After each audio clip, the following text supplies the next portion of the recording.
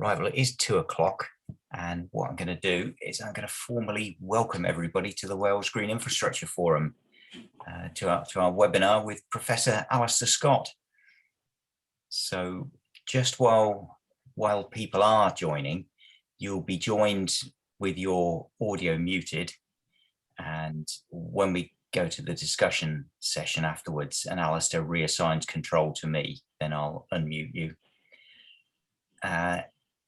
It's really great to see everybody, but I think while the main webinar is going on, it'd be great if you could mute your video as well, because that does take up a significant chunk of bandwidth. And allegedly, in these days when everybody is using Zoom, it'll consume quite a lot of electricity as well. And we've got about a decade to bring our carbon emissions down. So we should probably keep our videos muted if we're not actually speaking. So it looks like everybody's dialing in on time. Can I, in that case, introduce everyone to Professor Alister Scott, currently at Northumbria University, but I think, Alister, I first met you when you were doing some research down in the geography department down in Aberystwyth University. And that's right, yes. Working on the Dovey Biosphere, and I was chairing the group at the time. So that was a few years ago now. Yeah, I spent 22 years in Aberystwyth, very happy years actually, before I moved to Scotland, then New Zealand, and then I returned to England.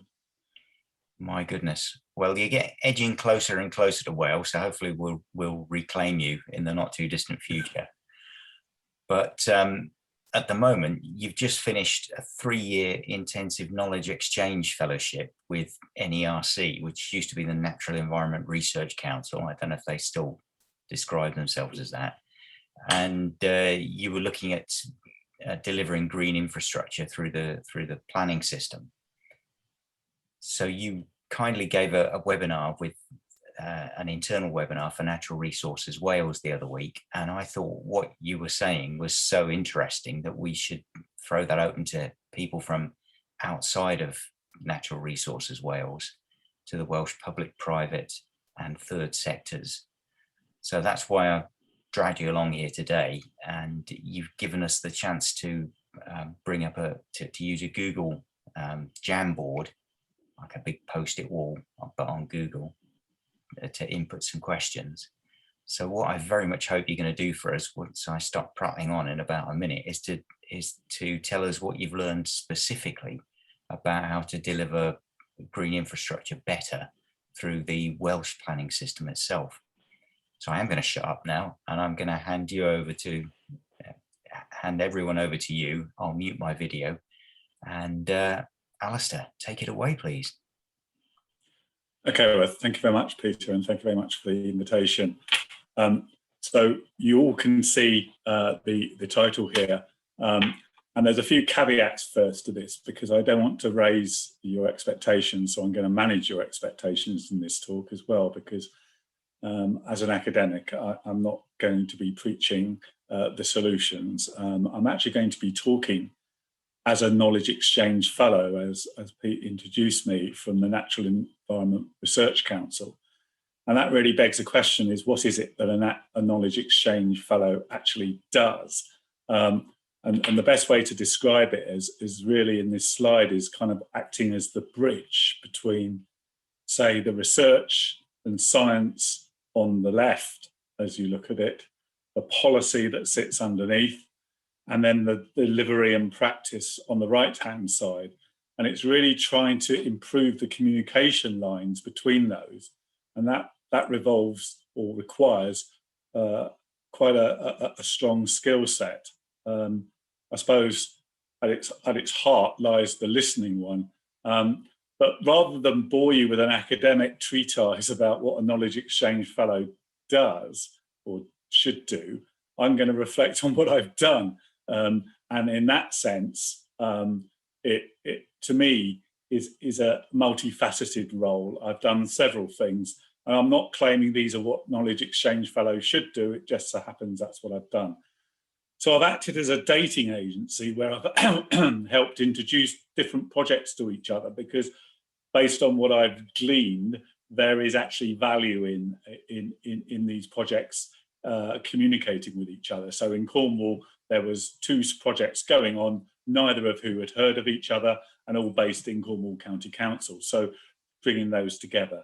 I've acted as a critical friend, so working with Natural England as they evolve their GI strategies, GI work, and their standards project. So I was able to pursue that. A strange role here is a piggyback rider. Now, this is probably most of what I've done. As a Knowledge Exchange Fellow, I'm not doing my work. I'm working with others, supporting and adding value to the work they're doing. And I'll come on to the Glasgow work later. I've also been a consultant, and this is just to remind you that my colleague Matt Kirby will be posting relevant links in chat as we go along, because that will provide some links that might support some of the points I'm saying. But I produced a report for the Planning Advisory Service on improving strategic planning for nature.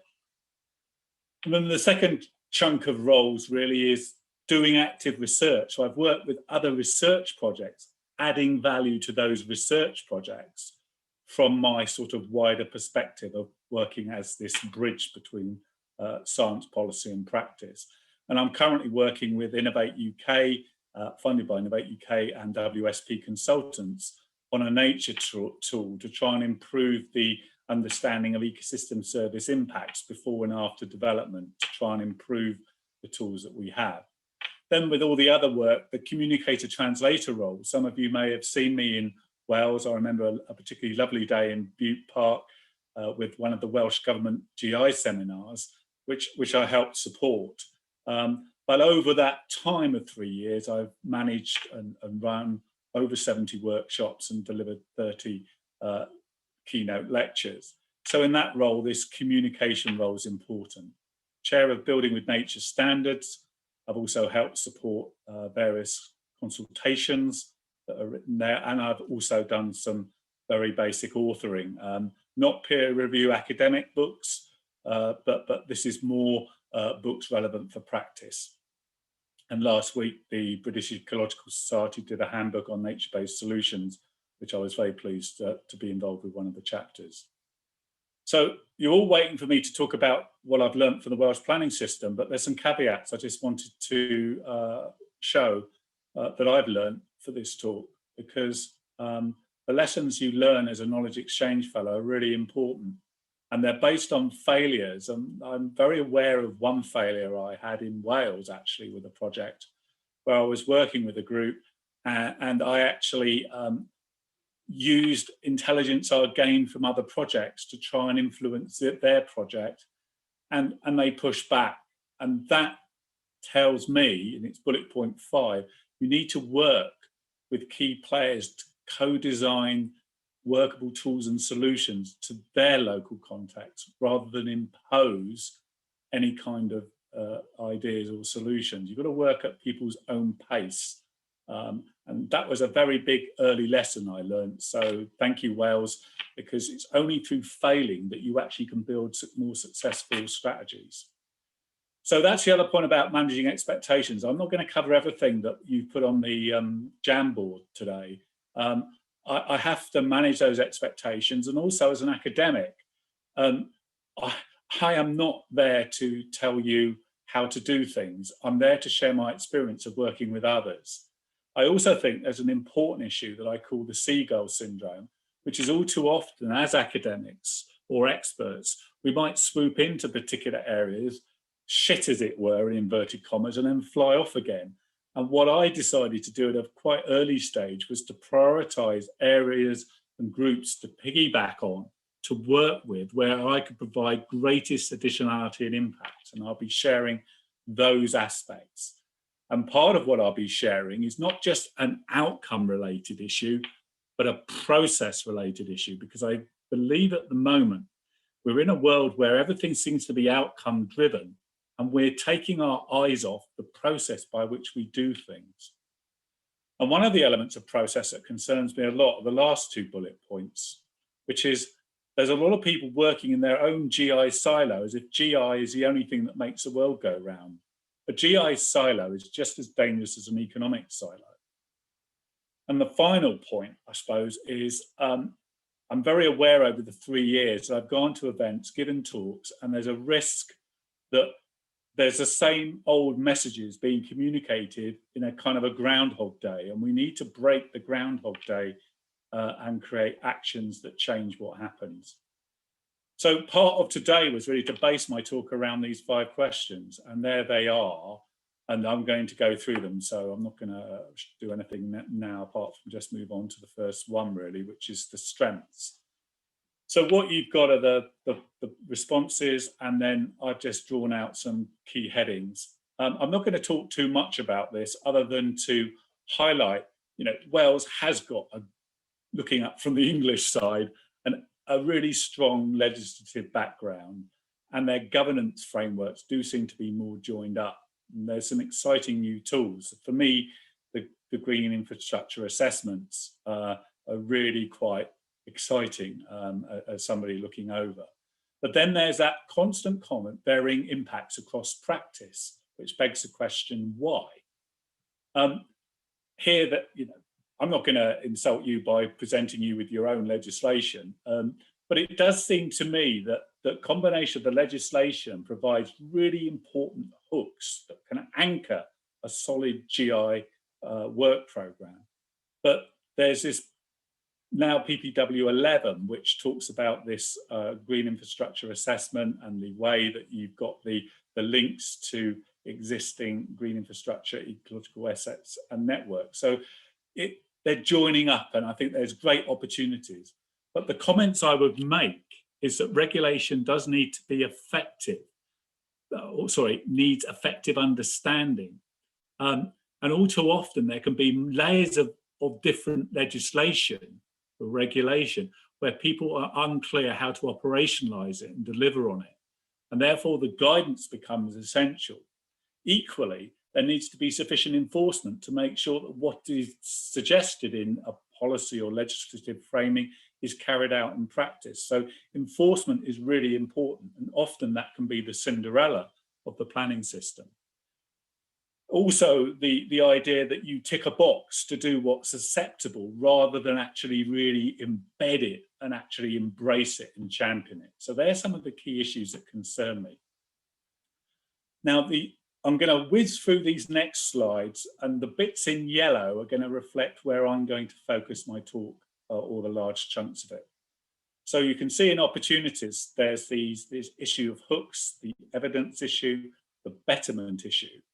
And the challenges, I'm just apologies for skipping through, but because of time, I'm going to home in on the opportunities and challenges for most of this talk. You can see that they're the ones that I've picked up from the Jamboard. And thank you very much for those that have contributed to those. I'm not going to dwell too much on the tools, but it's well worth recognising that green infrastructure assessments are recognised, as is iTree, and also some other Wildlife Trust publications, but also an interesting tool about how you think about things. And they're the gaps. So the gaps tie a lot in with the challenges. So what I'm going to try and do is tell a story now that tries to address what you guys have asked for. And those that were at the NRW thing will be aware and praying that I don't just repeat and regurgitate. So the good news is I'm not going to do that. So the first issue is how to do or address this GI policy delivery gap, as it might be called. And there is a disconnect between what happens between the policy, getting the planning permission and getting the delivery, and equally, I suppose, maintaining it for the long term. And there's that slide again that highlights this gap. And often this gap can be caused by just a range of things. And the interesting thing for me, as Peter mentioned, I was in Aberystwyth, actually in the Institute of Rural Sciences, prior to that, the Welsh Agricultural College. I did some work for the Welsh Government in 2003, and we were looking at countryside policies and the extent to which they were delivering what the public wanted. And the basic conclusion was that the Welsh Government had excellent policies that were running through to even local authority level. So the kind of the policy context was there. But what was happening was that the delivery was disconnected, and people were actually picking up on that as the basic problem. So all I can say is that the problem I've identified in my own work with you guys in 2003, and it seems to be some replication of that problem with green infrastructure. You have some good policies, but you also have some relatively strange things happening on the ground. Is that down to political issues? Is that down to decision making? Or are there other things happening? And that's really one of the things that I'm trying to address. And one issue might be the way that that nature itself is being mainstreamed. Now, green infrastructure is not being mainstreamed, by the way. That was the title of my fellowship. I didn't choose that.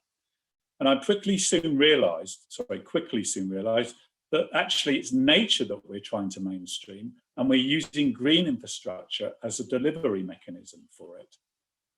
And here are some new quotes really to me that actually reflect much more the issue, I think, for Wales. Because if we want to actually mainstream nature, we've got to get nature into the institutions that drive the plans. Yes, the planning system, but the planning system's there to guide investment and action. And often we ignore those latter two components. So that's an important aspect of what we're trying to do, I think. And we often focus too much just on the plans. And the second point there is that we need to equip policymakers, planners, and decision makers with the better evidence and the tools to improve that decision-making process.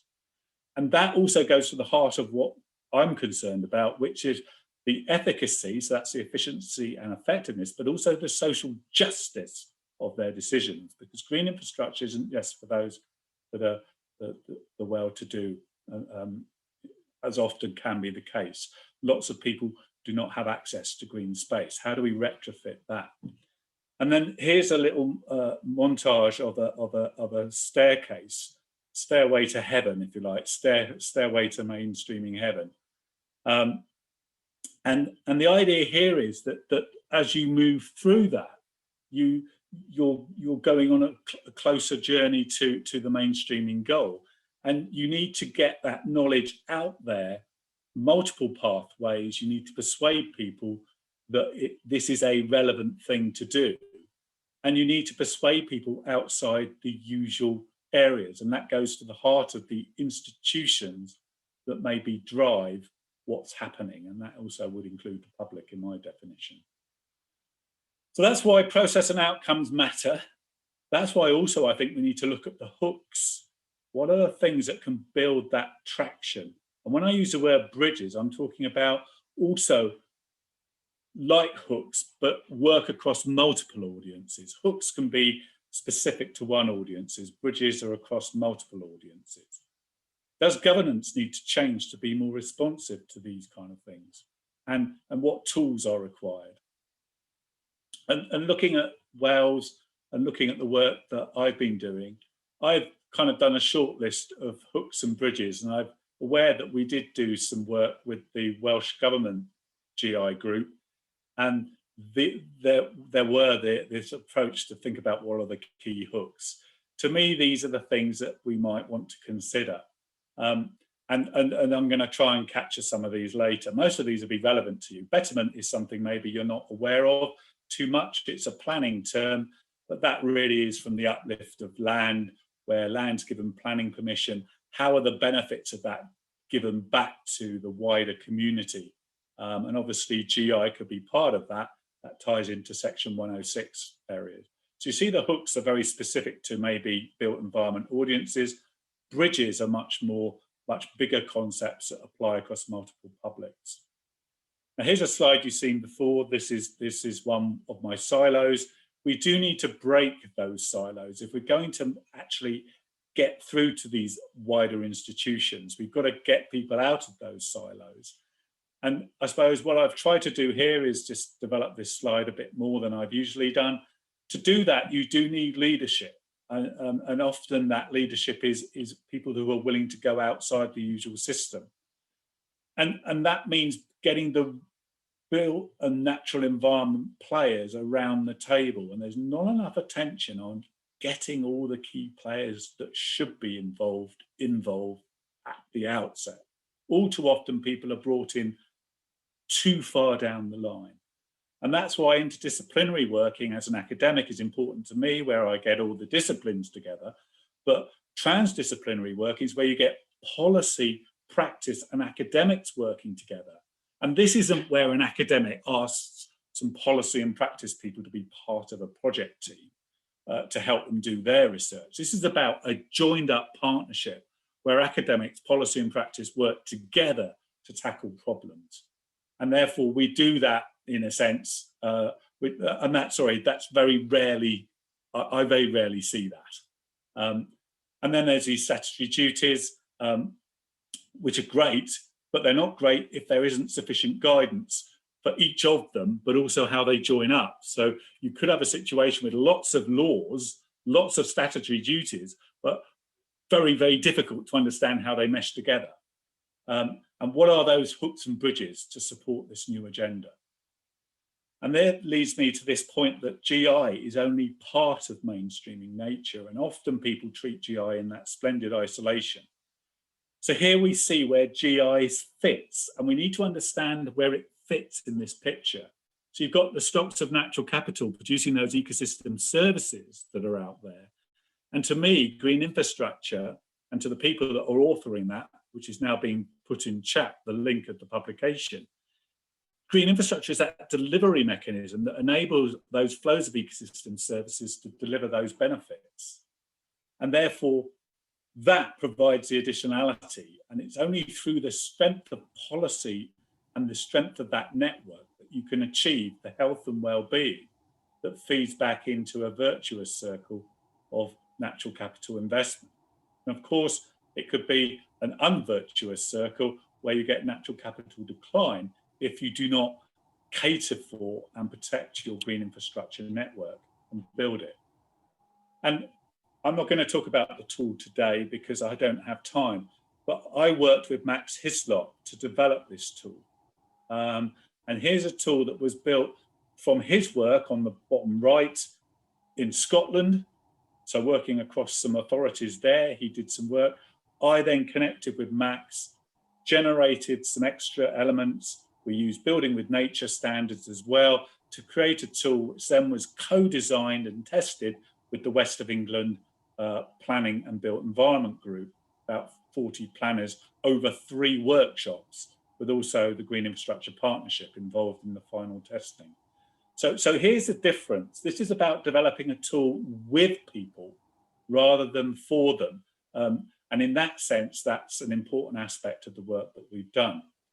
And obviously by using this tool and unpacking the different components of green infrastructure in an A to Z here, working across the different functions of GI, its stewardship and its mainstreaming components, we can see how well a particular strategy or document, local plan, here we have the national guidance, is doing.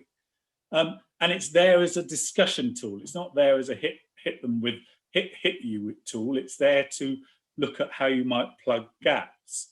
Now this tool shows, or the results show, that Wales is doing very well in terms of coverage across the criteria, less so on the stewardship and maybe some green space components.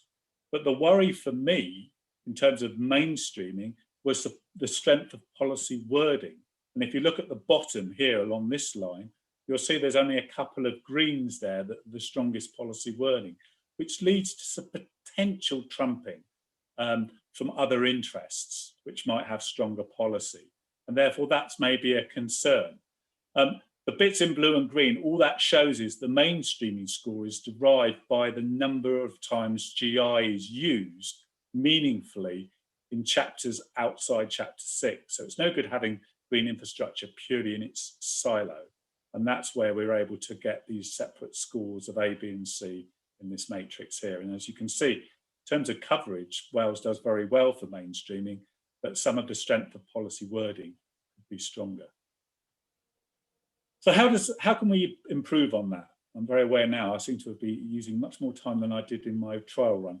South Downs, and I touched on this with the NRW seminar, produced a policy that builds on these building blocks of GI, the ecosystem services, positive framing, and that requires statements of how a development will impact positively and negatively on ecosystem services.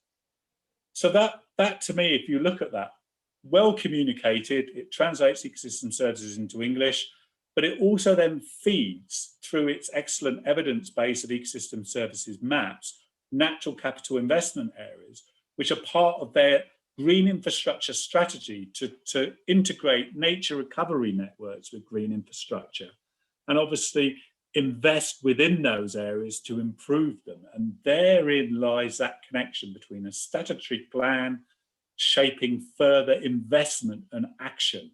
And that to me is the right way round. Crucially, here is the guidance that accompanied this planning policy. And I think this is the missing connection in many plans, that you need the guidance to operationalize it. So Jill's just having a porch extension, but there are other actions that can improve the ecosystem service outputs, leading to better green infrastructure. Now, Swansea produced a GI strategy, and I was very made aware of this through the Wales GI work that was done at the government level, and there were presentations by Fran Rolfe and Penny Griffith. And there, the combination of a GI strategy informing a local plan process was predicated upon a very exciting public engagement strategy. And to me, engagement, good community engagement is critical.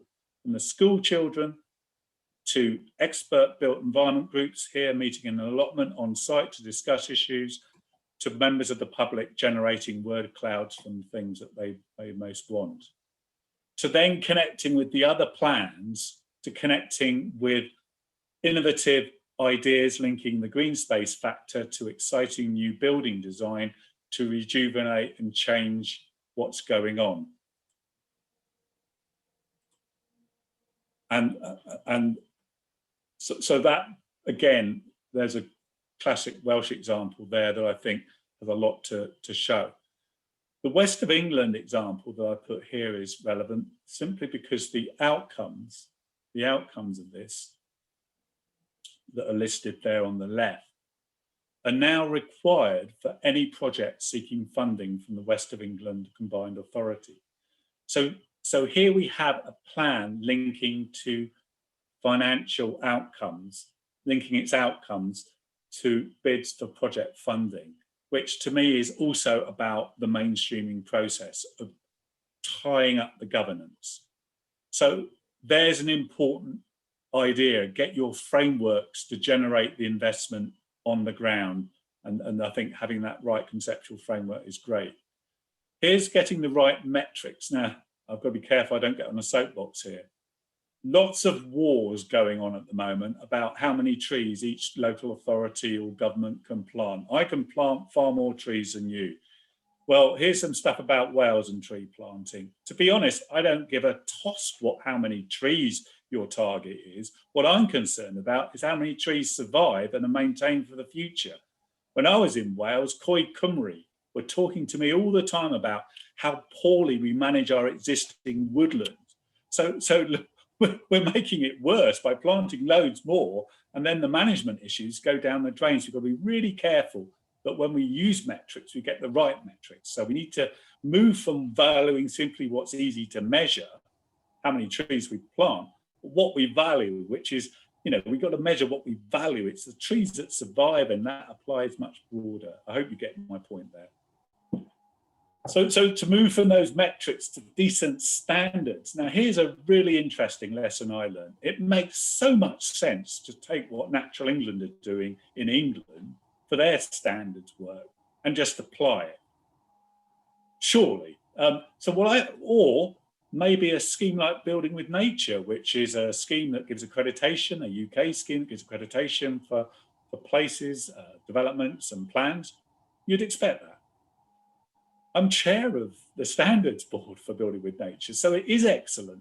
But what I've learned is by working with Essex, they've developed their own standards using this material that I've exposed them to and other research to actually take ownership of their own standards. And that co-design has created a much better understanding of what is suitable for the ethics side. So I'm torn because I've seen the commitment of 40-odd built environment professionals that have actually co-developed that using what's in this picture here to help. And I think my last slide really goes to the heart of linking these things together, because we need people in place that can do all these things. And I think local authorities at the moment are struggling in resources. They've been asked to do so much with so little. And I think in order to do all the things I've talked about, there's a resource issue. There's also a resource issue in terms of understanding the technical science aspects, because with climate change and some of the pollution and biodiversity material, you need these greater understandings to be able to operate effectively. And again, that's an important, CPD component. And I think the other bit that's often forgotten is that councillors need better training to understand planning issues. And finally, it's great to see the RTPI bringing back the Politicians and Planning Network. And finally, training in universities. We are still training people in silos. There's not enough built environment programs that work across linking ecology with planning with policy, linking environmental science with policy. We tend to train people in very specific areas of built and natural environment practice. And that worries me and leads me to the major concerns that in order to address the agenda I've talked about, we need to start with the training aspects. And as far as my time goes, that's definitely time, because I think we're about to be cut out of Zoom as well. I hope that's some food for thought, and I hope I haven't raised expectations directly too much, but I'm very happy to answer some questions, Peter. Thanks.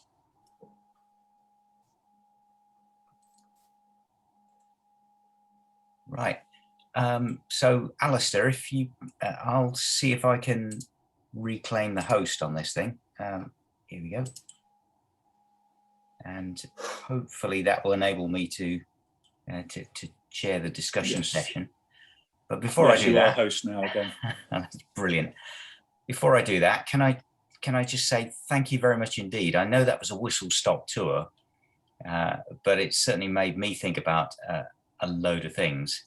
And so I'm going to open it up to everybody else. Before I do that, we probably will get cut off partway through our discussion. But if that happens, then please use the link that you use to get into this part of the session. Just click on that again, everyone, and that should bring you straight back to this discussion. There may be a 30-second or a minute delay, but yeah, please keep trying by clicking on that link again, and hopefully we'll be able to complete the discussion. So can I throw the discussion open to the floor now? Does anybody have any immediate questions for Alister about what you've just learned?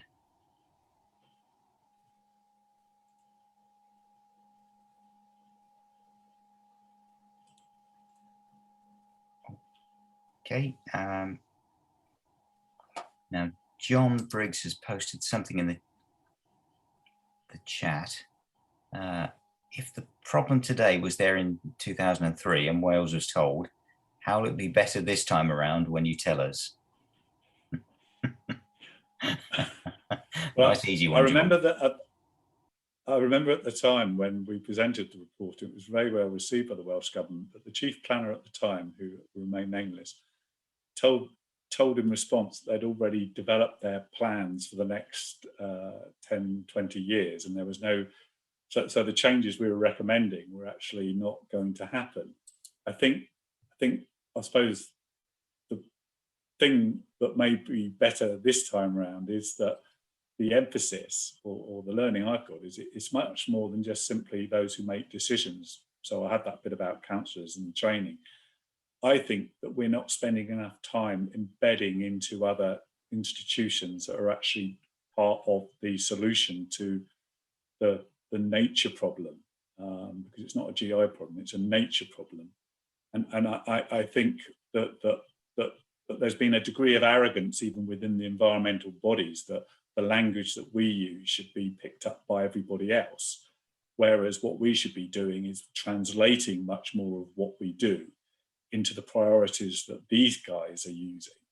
And to me, that's maybe where the big change can happen. And I think that's the difference. Now that's fascinating, because that links into something from the SUDS world, the Sustainable Drainage Systems world.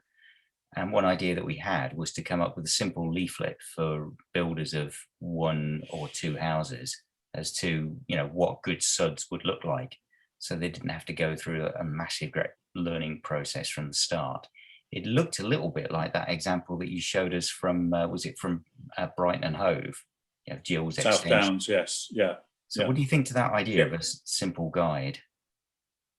Yeah, well, I think I made the point, I haven't seen any other local plan issue the kind of detailed guidance to operationalise a policy like that. And the South Downs policy is a core policy, so every development has to meet that one as a top level goal.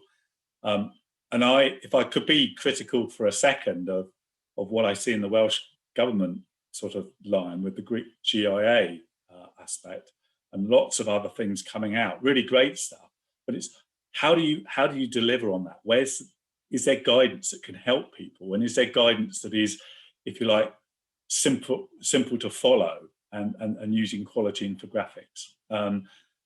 To me, that is the key to unlock some of the difficulties, because I love the legislative angle that you've got within Wales. I love that base, but when I start looking at it to try and make sense of it myself, there's so many different directions of that legislation. I'm really unclear. So to me, it's not just to operationalise one of them. 3, 2, 1 seconds, I think. But we'll come back to one of the questions on there about how can local authorities do more with less.